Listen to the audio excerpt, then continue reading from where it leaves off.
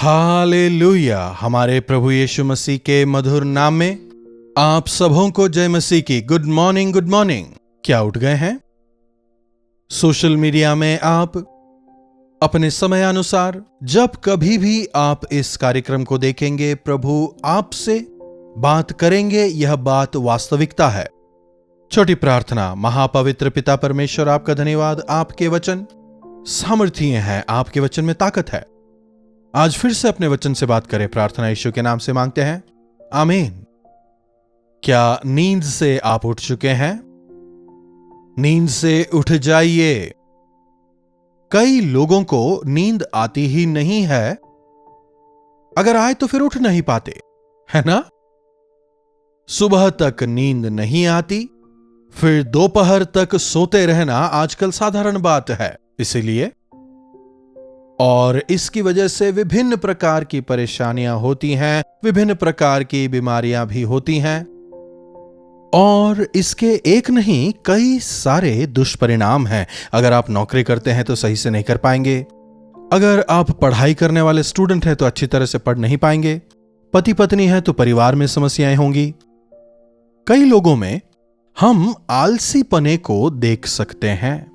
कुछ लोग उठ तो जाते हैं लेकिन फिर भी बिस्तर से बाहर नहीं आते। आप तो ऐसे नहीं है ना?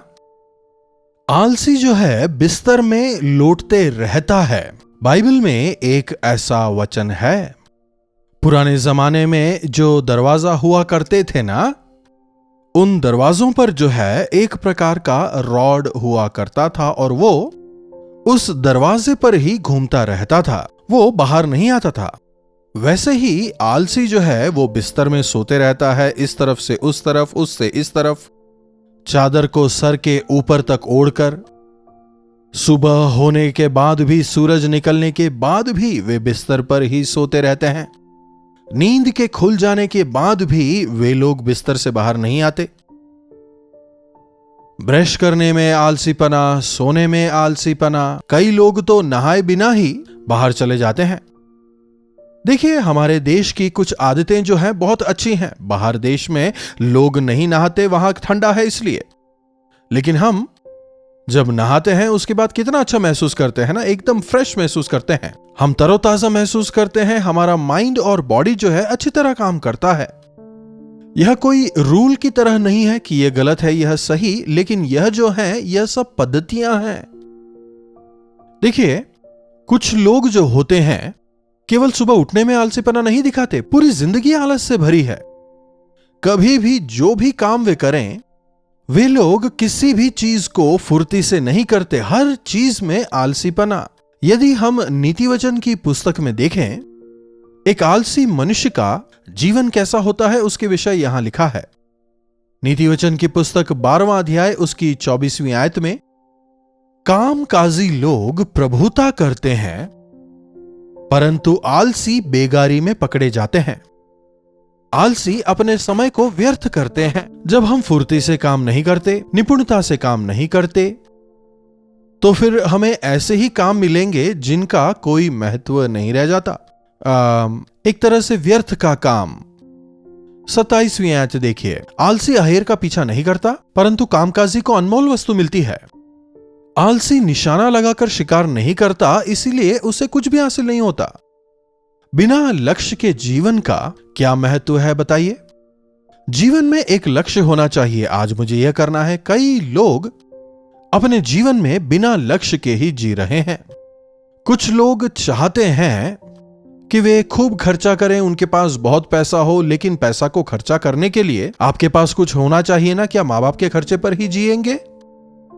आजकल मनुष्य जो हैं काफी अधिक आलसी हो गए हैं। सेलफोन्स ने आजकल हमारे जीवन को बहुत प्रभावित किया है।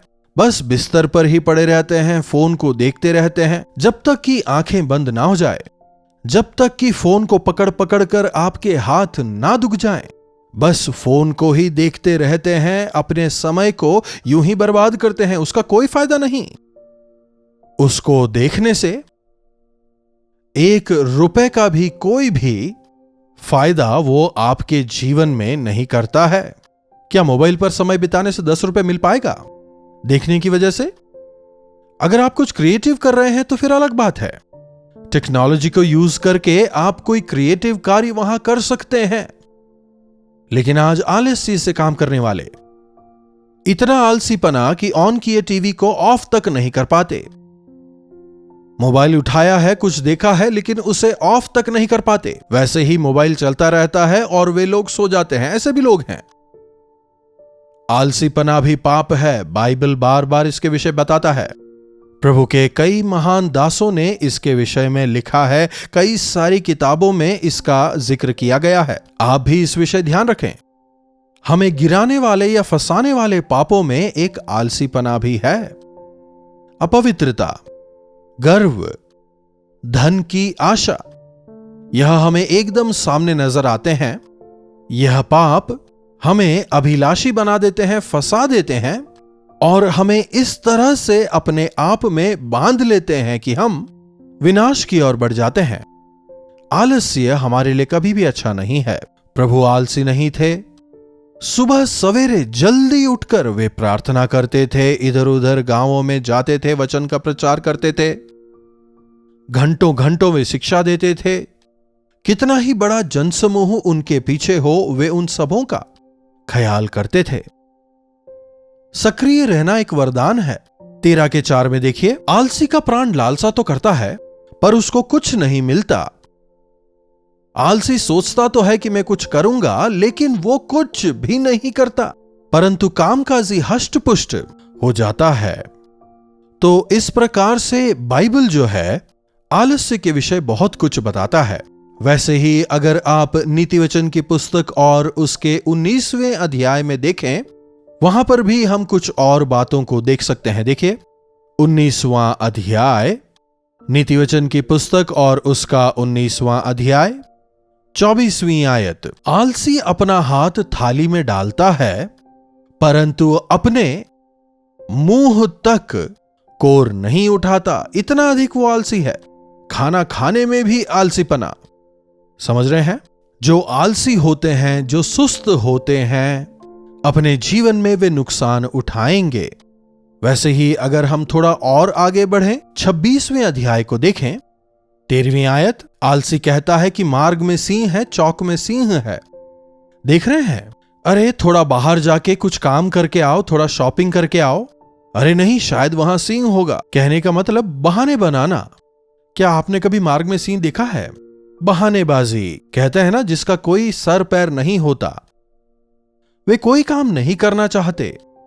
ऐसे लोगों को खाना भी नहीं खाना चाहिए। कई लोग खाना खाने के लिए आगे आते हैं और इसके अलावा वे और कोई काम नहीं करते। जो मेहनत नहीं करता उसे खाना नहीं खाना चाहिए। आलसी खाना तक खाने में वो आलसीपना दिखाता है। कोई उसे खिला दे, कभी मां तो कभी पत्नी। कैसी विडंबना। क्या आप अपने जीवन में किसी और पर आधारित होकर जी रहे हैं? यदि आप पूरी तरह किसी और पर निर्भर हैं, इसका मतलब आप आलसी हैं। क्या आप अपने पैरों पर खुद खड़े हैं? हर चीज के लिए किसी और पर निर्भर रहने वाले, हर चीज के लिए किसी और की सहायता मांगने वाले आलसी ही हैं। 15वीं आयत। आलसी अपना हाथ थाली में डालता तो है परंतु आलस्य के कारण कोर को मुंह तक वो नहीं उठाता। आज ऐसे कितने सारे लोग हैं जो आलसी हैं। आलसी, खाऊ, शराबी, है कि नहीं? जब भी देखो उन्हें एक ही काम करना है, और वो क्या काम है जानते हैं? सोना। जब भी देखो उन्हें एक ही काम करना है और वो है खाना खाना। आलस से दूर होना है, चुस्त होकर काम करना चाहिए, फुर्तीला होना हमें सीखना है। प्रभु यीशु ने हमें एक नमूना दिखाया है। यहोवा की बाट जोहने वाले नया बल पाते हैं। प्रभु के साथ में समय बिताकर देखिए, आपके आलस्य की जगह प्रभु आपको बल देंगे और आप सामर्थ्य पाएंगे। जब हमारा ब्रेन इनएक्टिव होता है तो वह आलसी हो जाता है, क्योंकि कोई लक्ष्य नहीं होता, कोई जिम्मेदारी नहीं होती, कुछ करना नहीं होता। लेकिन जब हम प्रभु के साथ में संगति करते हैं, उनके साथ हम समय बिताते हैं तो हम सामर्थ्य को पाते हैं, उनकी योजनाओं को हम समझने पाते हैं। परमेश्वर हमसे कितना अधिक प्रेम करते हैं हम समझने पाते हैं। वे हमसे क्या चाहते हैं हम समझ पाएंगे। इसीलिए आप जल्दी उठें, घुटनों पर आकर प्रार्थना करें। अगर आलसीपना नहीं जा रहा तो मुंह धोएं, बिस्तर पर घुटने ना टेकें, दोबारा से सो जाएंगे। बिस्तर से बाहर आए, घुटने टेकें, बेडरूम को छोड़ें और बाहर आएं और बाहर आकर प्रार्थना करें। आपके प्रार्थना जीवन का एक बहुत बड़ा शत्रु है, आलसीपना। प्रार्थना करना वो भी एक काम है। प्रार्थना में आपको ध्यान लगाना पड़ेगा, मुंह खोलना पड़ेगा, आपके ब्रेन को काम करना पड़ेगा, आपको ध्यान लगाना पड़ेगा और प्रभु से प्रार्थना करना होगा। इसीलिए आलसी जो होते हैं वो प्रार्थना नहीं करते, प्रार्थना के बजाय वे सो जाते हैं। आलसी के चलते घर की छत गिर जाती है। आलसी के हाथों से घर गिर जाता है। हां, आजकल हमारे बिल्डिंगों में आरसीसी होता है, लेकिन पुराने जमाने के घर ऐसे नहीं होते थे। वो कच्चे मकान ही हुआ करते थे। बिस्तर पे लेटने पर उसे दरारें नजर आती हैं। बिस्तर पर ही लेटे लेटे वो सोचता है कि मुझे दरार को भरना है, इस दरार को मुझे ठीक करना है, इसे ठीक करना है। हर रोज वह सोचता है लेकिन कुछ करता नहीं। फिर जब बारिश आती है और घर पूरा जब भीग जाता है और फिर जब घर ढह जाता है तब कहता है, अरे मैंने कुछ भी नहीं किया। इसीलिए हमें सुस्त नहीं रहना चाहिए। कहने का मतलब आप समझ रहे हैं। एक और जगह लिखा है, आलसी मेहनत नहीं करना चाहता इसलिए उसकी चारदीवारी गिर गई। अगर घर में चारदीवारी ना हो तो सुरक्षा नहीं होती ना। खेत के चारों ओर एक बाउंड्री होनी चाहिए ना, नहीं तो जानवर अंदर आ जाएंगे ना। हमारे घरों में चिटकनी होती है ना। कुछ आलसी लोग चिटकनी नहीं लगाते, लाइट ऑफ नहीं करते, फैन ऑन करते हैं ऑफ नहीं करते, एसी ऑन करते हैं ऑफ नहीं करते। करंट बिल आने पर समझ आता है। आप बताइए, प्रभु हमसे सक्रिय रहना कहते हैं। प्रभु ने हमें अपने स्वरूप में रचा है और जब हम इस संसार में जीते हैं उन्होंने हमें कुछ जिम्मेदारियां दी हैं और हर एक के विषय प्रभु की योजनाएं हैं। अगर आप पत्नी हैं और अगर आप आलसी हैं तो घर का क्या होगा? घर का पूरा सामान उथल पुथल होगा। घर की हालत जो है बेहाल रहेगी और पूरा घर ऊपर नीचे होगा। एक कहावत है ना, घर की स्त्री को पहचान लो तो घर की हालत को पहचान जाओगे। बुद्धिमान स्त्री अपने घर को बनाती है। कई ऐसे पुरुष भी हैं जिन्हें अपने परिवार को देखने संभालने की जिम्मेदारी नहीं होती। समय बर्बाद करते हैं शराब में, जुए में, दूसरे चीजों में, विभिन्न प्रकार की नशीले पदार्थों का सेवन करते हुए, दोस्ती में, दूसरी चीजों में पड़कर दिन भर नशे में रहते हैं, कोई काम नहीं करते। लेकिन यदि आप प्रभु की संतान हैं, अगर आपके घर में ऐसा कोई आलसी है तो आप उनके लिए प्रार्थना करें। सक्रिय रहना एक वरदान है। हे आलसियों, तुम चींटियों को देखो और उनसे सीखो, प्रभु का वचन कहता है।